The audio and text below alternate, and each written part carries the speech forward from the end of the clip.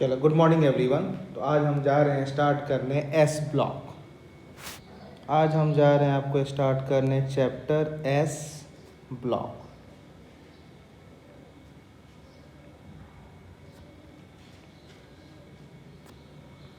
अब देखिए, periodic classification में पूरा पीरियोडिक टेबल आप लोग पढ़ चुके हो। हम बात कर रहे हैं सबसे पहले S block.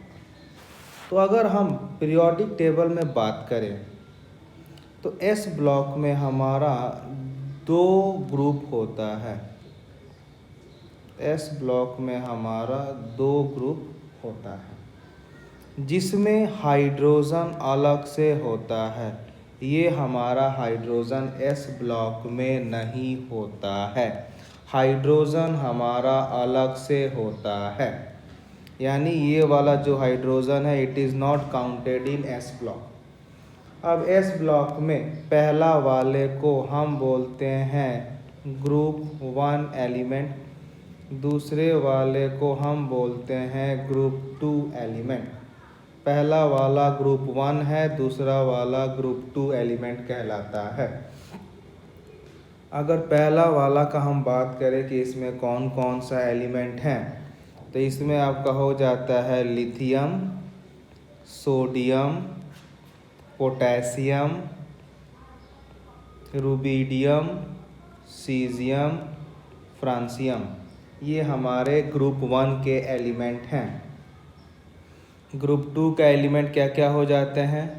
Beryllium, magnesium, calcium, strontium, barium, radium.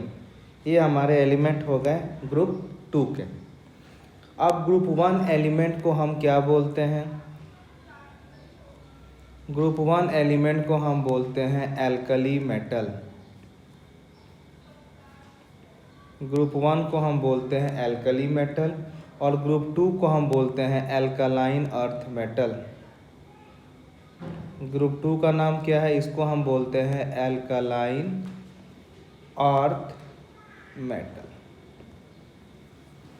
ठीक है,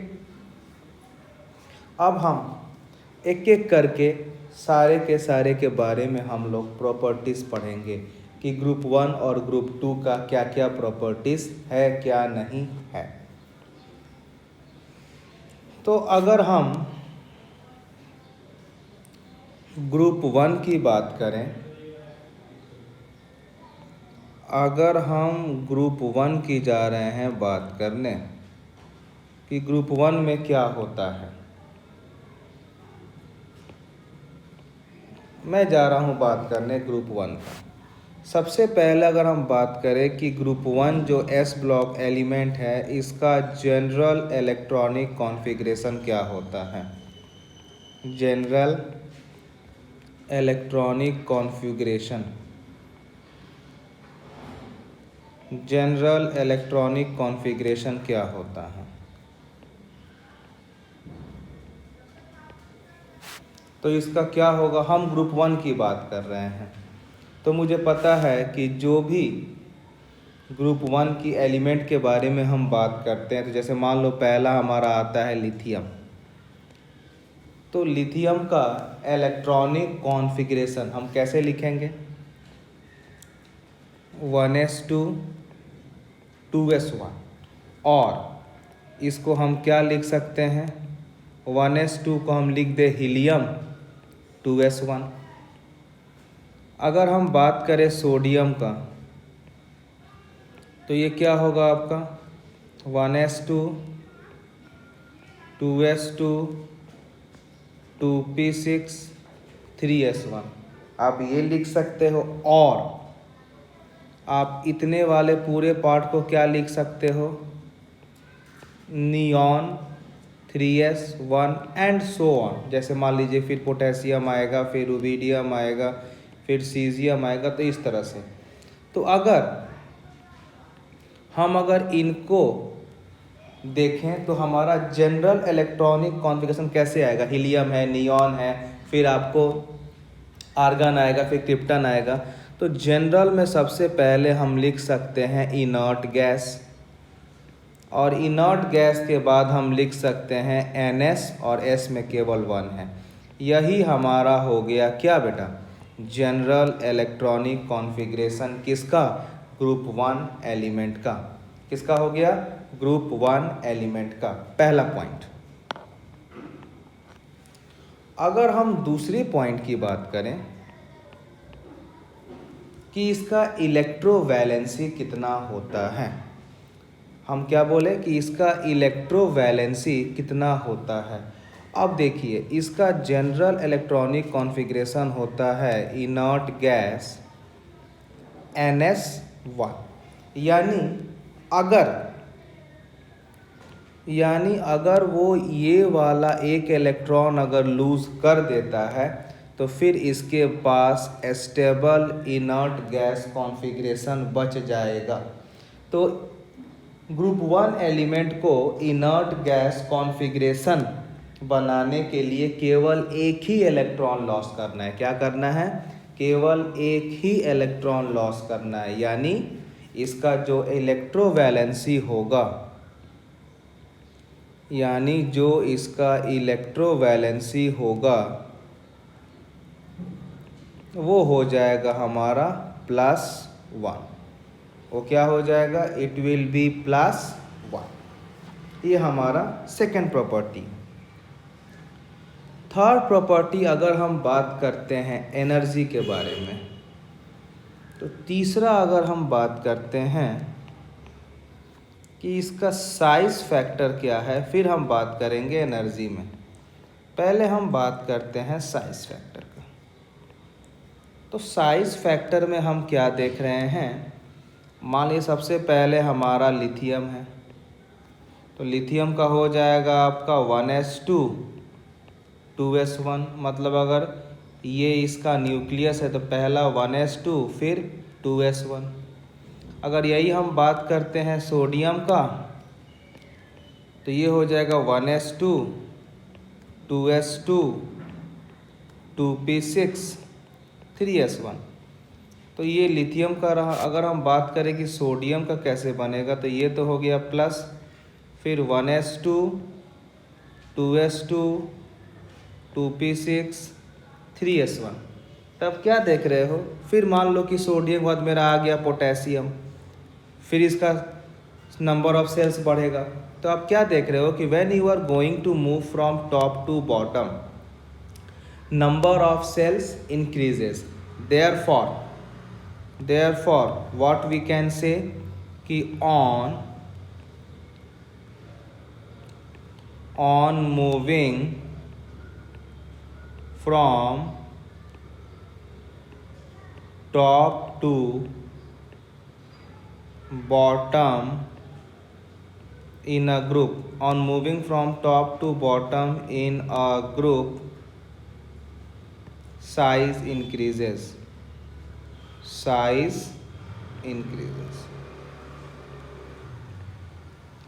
अब जब साइज़ हमारा इंक्रीज़ हो गया, यानी जब हमारा साइज़ इंक्रीज़ हो रहा है तो इसको हम क्या बोल सकते हैं, देखिए डायग्राम में अगर हम बात करें तो स्मॉलर साइज़ का रेडियस भी छोटा होगा, बिगर साइज़ का रेडियस भी बड़ा होगा। यानी हम क्या बोल सकते हैं कि on moving from top to bottom size increases as well as radius also increases. तो हम क्या बोलेंगे, size increases as well as radius also increases। Radius भी क्या हो जाता है, ये भी बढ़ जाता है। अब हम बात करेंगे आयोनाइजेशन एनर्जी के बारे में। Next I am going to focus on ionisation energy. Ionisation energy के बारे में हम बात कर रहे हैं, जिसको हम शॉर्ट में लिख सकते हैं IE। नाउ पहले तो आप ये बताओ what do you mean by ionisation energy. Ionisation energy का मीनिंग क्या होता है, तो क्या होता है ये आपको हमने पीरियोडिक में बताया था कि ionisation energy is that energy which is required to remove an electron from a metal which is in gaseous isolated system. तो अगर हम बात करते हैं आयोनाइजेशन एनर्जी का, तो देखो सर, सिंपल समझना, हमें ट्रेंड की बात करना है कि अगर हम ग्रुप में टॉप से बॉटम में आ रहे हैं तो हमारा एनर्जी का वेरिएशन क्या है, वो आइदर इंक्रीज़ करेगा कि डिक्रीज़ करेगा। तो अगर आप याद करोगे तो मान लो कुछ दिन बाद आप भूल जाओ, तो आप ट्रेंड से समझ लो, कभी नहीं भूलोगे। जैसे मान लो हम बात कर रहे हैं बेटा लिथियम का, हमें पता लगा कि लिथियम में हमारा 2 सेल है। हमने बात किया सोडियम का, अब हमें सोडियम, मुझे पता है कि जितना भी होगा लिथियम से तो थोड़ा बहुत ज़्यादा ही होगा। अगर हम बात करें पोटेशियम का, जितना भी होगा एटलीस्ट ये सोडियम से तो ज़्यादा ही होगा कि नहीं होगा। चलिए अब हम क्या देख रहे हैं कि लिथियम का रेडियस ये है, सोडियम का रेडियस ये है, पोटेशियम का रेडियस ये है।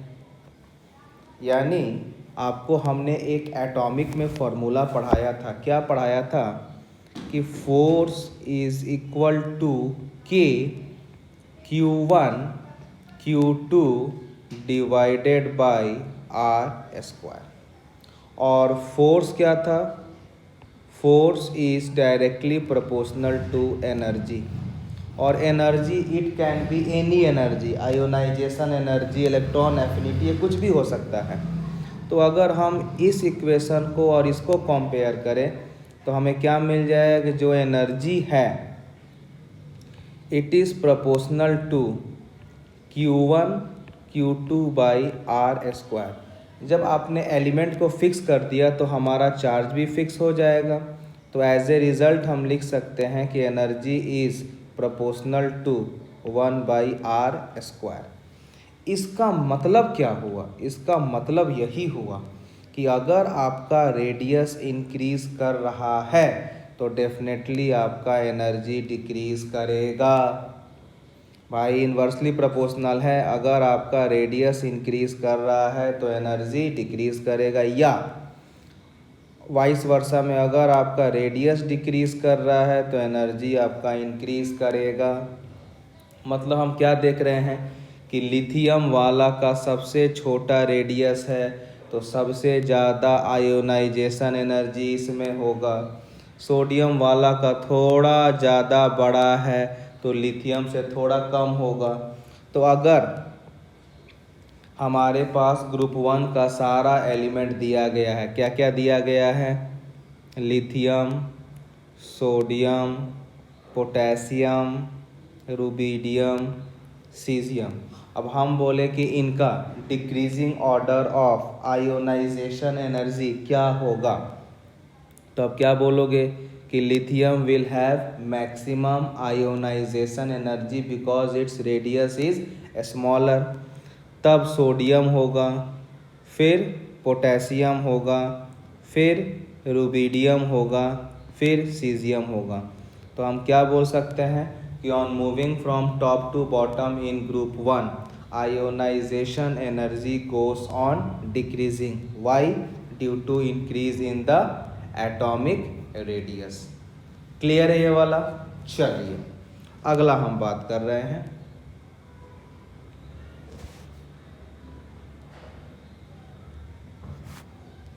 next I am going to talk the same effect for group 2।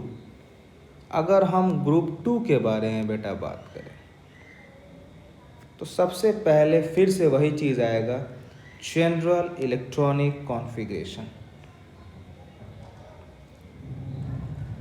General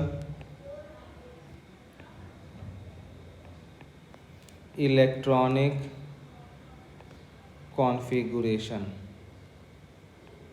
अगर हम ग्रुप 2 की बात करें तो क्या हो गया, जनरल इलेक्ट्रॉनिक कॉन्फ़िगरेशन। तो पहले हम क्या करते हैं, कुछ एलिमेंट का इलेक्ट्रॉनिक कॉन्फ़िगरेशन लिख कर देख लेते हैं, उसके बाद हम इसका एक जनरल टर्म्स निकालेंगे। जैसे अगर हम बात करते हैं बेटा बेरिलियम का, तो इसका क्या होगा, ये हो जाएगा 1s2 2s2, मतलब और इसको क्या लिख सकते हो आप, जो 1s2 है इसको आप लिख सकते हो हीलियम, और साथ में आपने लिख दिया 2s2। अगर आप बात करते हैं मैग्नीशियम का, तो आप क्या लिख सकते हो इधर 1s2 2s2 2p6 3s2, और इसको आप क्या लिख सकते हो कि नियॉन 3s2 भी लिख सकते हो। या अगर हमने कैल्शियम की बात किया तो ये क्या हो जाएगा 1s2 2s2 2p6 3s2 3p6 4s2, और आप इतने को क्या लिख सकते हो, ये हमारा हो गया आर्गॉन 4s2 और सो ऑन। तो हमने इनसे क्या कंक्लूड किया कि जो भी हमारा general electronic configuration of group 2 है वो क्या है, वो हमारा हीलियम हुआ, neon, argon, all are inert gas. तो पहले तो इनर्ट गैस लिखेंगे हम, और साथ में हम देख रहे हैं कि NS2 है, साथ में हम क्या देख रहे हैं कि हमारा ये क्या है NS2 है। ग्रुप 1 का क्या था, इनर्ट गैस NS1 था, और ग्रुप 2 का क्या है, इनर्ट गैस NS2। समझ में आ गया। अगला हम बात करेंगे बेटा इसके इलेक्ट्रोवैलेंसी के बारे में। किसके बारे में हम बात करेंगे, इलेक्ट्रोवैलेंसी के बारे में हम इसके बारे में बात करेंगे। अगर हम इलेक्ट्रोवैलेंसी के बारे में बात करते हैं तो हम पहले इसका जनरल इलेक्ट्रॉनिक कॉन्फ़िगरेशन को लिखकर देखते हैं। तो अगर हम इसका जनरल इलेक्ट्रॉनिक कॉन्फ़िगरेशन लिखें तो वो मेरा हो जाएगा इनर्ट गैस NS2। और हमें पता है सर, जब आपको हम बॉन्डिंग बताए थे तो मैंने आपको बताया था what is the main reason for chemical bonding. तो क्या था answer, each and every element wants stability and inert gas configuration. अगर हम इलेक्ट्रोवैलेंसी की बात करें तो ग्रुप 2 का जनरल इलेक्ट्रॉनिक कॉन्फ़िगरेशन है इनर्ट गैस NS2। मतलब अगर ये NS2 आउटर मोस्ट सेल का अगर ये दोनों इलेक्ट्रॉन लॉस कर देता है तो ये आपका इनर्ट गैस कॉन्फ़िगरेशन अचीव कर लेगा। मतलब ये 2 इलेक्ट्रॉन लूज करने की टेंडेंसी में है, यानी इसका जो हमारा इलेक्ट्रोवैलेंसी होगा, इसका जो हमारा इलेक्ट्रोवैलेंसी होगा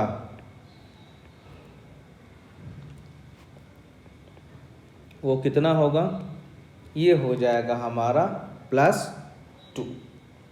क्लियर है। तीसरा अगर हम इसके बारे में बात करते हैं साइज फैक्टर के बारे में,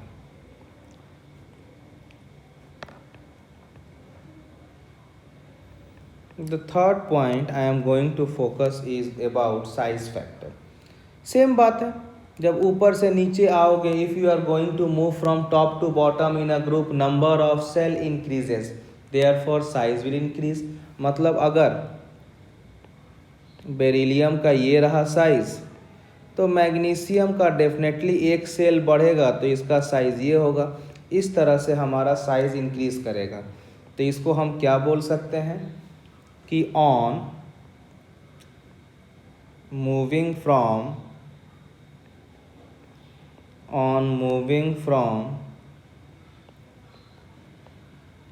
top to bottom, on moving from top to bottom, size increases। On moving from top to bottom, size increases due to increase in number of shells, due to increase in number of shell. तो क्या होता है, size increase होता है। अगला अगर हम बात करते हैं आयोनाइजेशन एनर्जी का, अभी हमने आपको बताया था कि on moving from top to bottom size increases. जब हम टॉप से बॉटम में जा रहे हैं तो हमारा साइज़ इंक्रीज़ कर रहा है। जब साइज़ इंक्रीज़ करेगा तो डेफिनेटली हमारा रेडियस बढ़ेगा। और आपको अभी हम पढ़ाएं क्या कि जो एनर्जी होता है it is directly proportional to 1 radius square. अभी हमने आपको यहाँ बताया है। देखिए तो क्या होगा कि जब आप टॉप से बॉटम आ रहे हैं ग्रुप में तो आपका रेडियस बढ़ रहा है। जब रेडियस बढ़ रहा है तो आयोनाइजेशन एनर्जी क्या हो रहा है, डिक्रीज़ हो रहा है। तो अगर हम जनरल ट्रेंड लिखते हैं decreasing order of ionisation energy in group 2, तो हम क्या लिख सकते हैं, सबसे ज़्यादा होगा बेरिलियम का, उससे कम मैग्नीशियम का, उससे भी कम कैल्शियम का, उससे भी कम स्ट्रोंशियम का, उससे भी कम बेरियम का। ये हो गया decreasing order of ionisation energy for group 2 element, for group 2 element. Clear है। चलिए अगला हम बात करते हैं, जो क्वेश्चन आपके एग्ज़ाम में ये सब ऑलमोस्ट आते ही आते हैं। ऐसे पहला क्वेश्चन हमारा ये है कि कंपेयर, पहला क्वेश्चन हमारा ये है compare, question number 1, ionisation energy 1 of group 1 and ionisation energy 1 of group 2। और दूसरा हम बोल रहे हैं ionisation energy 2 of group 1 and ionisation energy 2 of group 2। हम आपसे ये दोनों कंपेयर करने के लिए कह रहे हैं। कंपेयर मतलब आपको ये बताना है कि दोनों में से कौन छोटा है कौन बड़ा है। इस तरह के क्वेश्चंस आपके एग्ज़ाम में आते हैं। चलो मैं सॉल्व करता हूँ इसको। बहुत सिंपल है, टफ नहीं है, बस केवल लैंग्वेज आपको पढ़ के समझ में आना चाहिए। अगर हम पहला बात कर रहे हैं, हम यहाँ पर लिख लेते हैं ग्रुप 1 और यहाँ पर हम कर लेते हैं ग्रुप 2। ठीक है, दोनों का पहले हम जनरल इलेक्ट्रॉनिक आउटर कॉन्फ़िगरेशन लिख लेते हैं। ग्रुप 1 का होता है हमारा इनर्ट गैस NS1, ग्रुप 2 का हमारा होता है इनर्ट गैस NS2।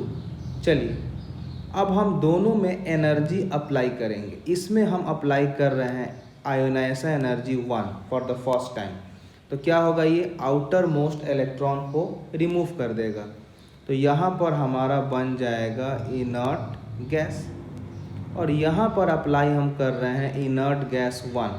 तो यहाँ क्या बनेगा, और आपको पता है कि एक समय एक ही इलेक्ट्रॉन निकलता है। ऐसा नहीं है कि एक समय आपका 10-12 इलेक्ट्रॉन निकल जाएगा, नहीं, एक समय केवल एक ही इलेक्ट्रॉन निकलेगा। तो यहाँ क्या बच जाएगा, आयोनाइजेशन इनर्ट गैस NS1। अब देखिए, अब आपको समझने की बात है कि अब क्या देख रहे हो कि जब आपने आयोनाइजेशन एनर्जी ग्रुप 1 में अप्लाई किया तो उसके बाद से जो आपका कॉन्फ़िगरेशन आ गया वो इनर्ट गैस आ गया, मोस्ट स्टेबल इलेक्ट्रॉनिक कॉन्फ़िगरेशन।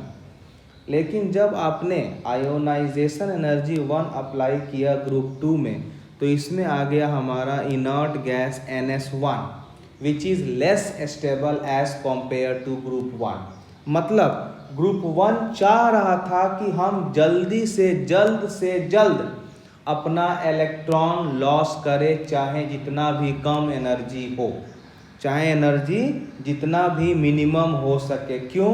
क्योंकि जैसे वो लॉस करेगा उसका स्टेबल इलेक्ट्रॉनिक कॉन्फ़िगरेशन बन जाएगा। मतलब minimum energy required to achieve the stable electronic configuration. लेकिन ग्रुप 2 तो एक लॉस करने के बाद भी अनस्टेबल है, मतलब इनको यहाँ से इलेक्ट्रॉन निकालने के लिए अधिक इलेक्ट्रॉन चाहिए। क्यों? क्योंकि इलेक्ट्रॉन निकलने के बाद भी ये स्टेबल नहीं है, क्योंकि आप देखिए इलेक्ट्रॉन निकलने के बाद इनके पास इनर्ट गैस NS1 है। इसीलिए जो ग्रुप 1 का आयोनाइजेशन एनर्जी है वो बहुत ही कम है एज़ कम्पेयर टू ग्रुप 2। क्यों? बिकॉज ग्रुप 1 का टेंडेंसी था फटाफट जो भी एनर्जी मिले इलेक्ट्रॉन को लॉस करो और अपने आप को स्टेबल बनाओ। अब यही अगर हम बात करते बेटा ग्रुप 2 का, तो ग्रुप 2 में हमें आयोनाइजेशन एनर्जी सेकेंड टाइम देना है। तो जब हमने एक बार हटा दिया था तो ग्रुप 1 में हमारा केवल क्या बच गया था? Inert gas. और ग्रुप 2 में क्या बच गया था? Inert gas NS1। अब हम आयोनाइजेशन एनर्जी 2 लगाएंगे, जो हमारा आयोनाइजेशन एनर्जी 2 है। अब क्या होगा? अब आप देख रहे हो कि ये वाला हमारा ऑलरेडी इनर्ट गैस है, यानी अब इससे इलेक्ट्रॉन निकालने का मतलब है कि आपको बहुत ज़्यादा एनर्जी देना पड़ेगा। क्यों? क्योंकि आपको पता है कि इनर्ट गैस का ऑक्टेट पूरा होता है और वो किसी भी रिएक्शन में पार्ट नहीं लेता है। लेकिन अगर उनसे इलेक्ट्रॉन निकालना है तो you have to give large amount of energy.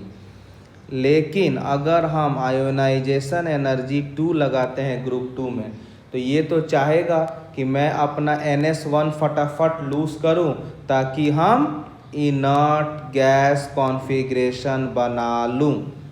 ये तो चाहेगा कि जैसे NS1 हटेगा हम बन गए इनर्ट, मैं हो गया stable, and everyone wants stability. तो IE2 is very less as compared to IE2 of group 1। तो ये क्वेश्चन बहुत ही इम्पोर्टेंट है कि अगर हम ग्रुप 1 और ग्रुप 2 में अगर आयोनाइजेशन एनर्जी 1 की बात करूं तो ग्रुप 1 में कम होता है, ग्रुप 2 में ज़्यादा होता है। लेकिन अगर हम आयोनाइजेशन एनर्जी 2 की बात करूं तो ग्रुप 1 में बहुत ज़्यादा होता है। क्यों? क्योंकि आयोनाइजेशन एनर्जी 1 के बाद ग्रुप 1 स्टेबल हो जाता है। ग्रुप 2 में कम चाहिए। क्यों? क्योंकि वो तो चाहता है कि हम इलेक्ट्रॉन लॉस करके स्टेबल हो जाएं। क्लियर है? समझ में आया? चलिए अगला हम बात करते हैं एक और क्वेश्चन का।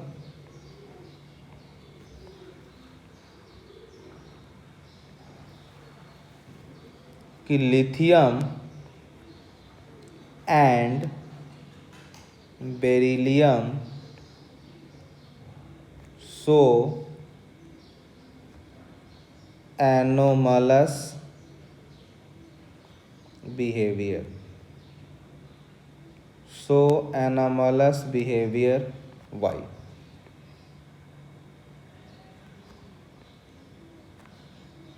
Lithium and beryllium anomalous behaviour क्यों शो करता है? ये भी क्वेश्चन इंपॉर्टेंट है। क्या रीज़न होगा? देखिए आपको ये भी हम पढ़ाए थे पीरियोडिक टेबल में कि जो लिथियम होता है ना, it shows diagonal relationship with magnesium, और जो बेरिलियम होता है it shows diagonal relationship with aluminium. यही रीज़न है कि लिथियम ग्रुप 1 में एंड बेरिलियम ग्रुप 2 में क्या शो करता है? Anomalous behaviour. क्या रीज़न है? रीज़न ये है इसका कि lithium shows diagonal relationship with magnesium and beryllium shows diagonal relationship with aluminium. समझ में आ गया? चलिए अब हम कुछ बात करते हैं जनरल रिएक्शंस, जो प्रॉपर्टीज़ के थ्रू हमें पढ़ना है। क्लियर है? तो नेक्स्ट हम बात करेंगे general properties of alkali metal. Next topic will be my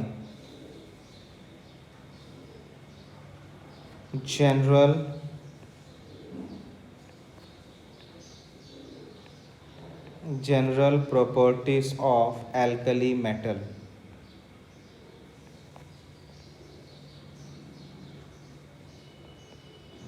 general properties of alkali metal.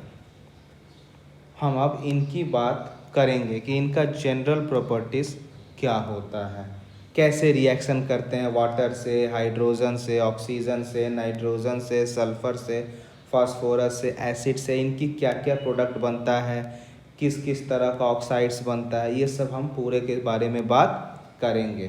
Clear? चलिए